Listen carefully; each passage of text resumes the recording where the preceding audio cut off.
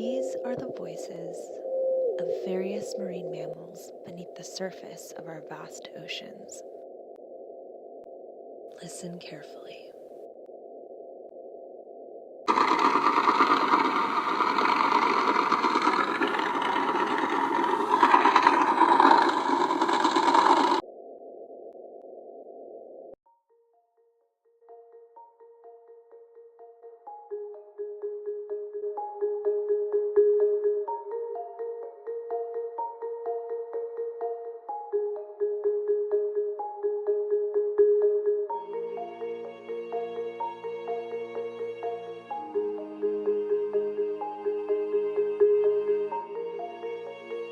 Percent of the noise that people put into the ocean comes from ships. In some places, we've changed the ocean soundscape by orders of magnitude and really affected how these animals are able to communicate. The essence of the issue is just industrialization of the ocean. A lot of the work that we do is centered around understanding the effects of human disturbance on animals in the ocean, primarily as a function of sound. Communication systems, as well as the behavioral and physiological responses of animals to sound in the ocean.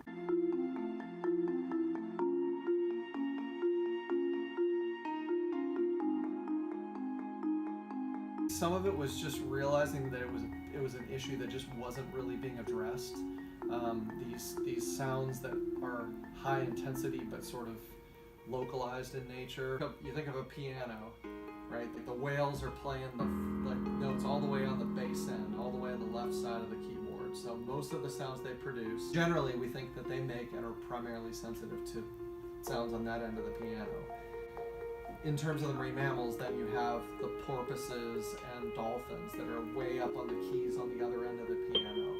So most of the issues about shipping noise and about most other kind of industrial noise is concentrated at low frequencies, primarily whales, fish, seals that are more sensitive to ship noise. In 2004, when I was with NOAA, we organized a meeting that just basically said, this is an issue.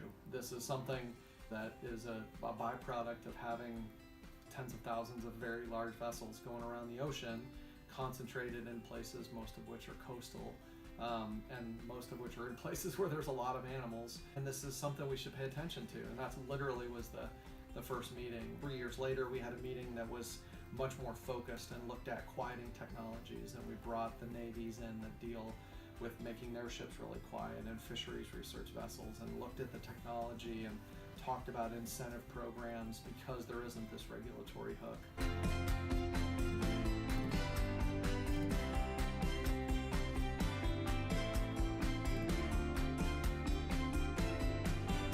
And there were some progressive people within the industry, within the community, that were willing to try to work with it.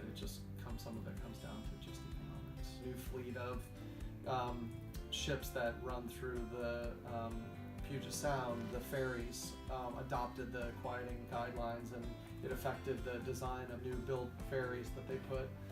And it was this series of events that happen.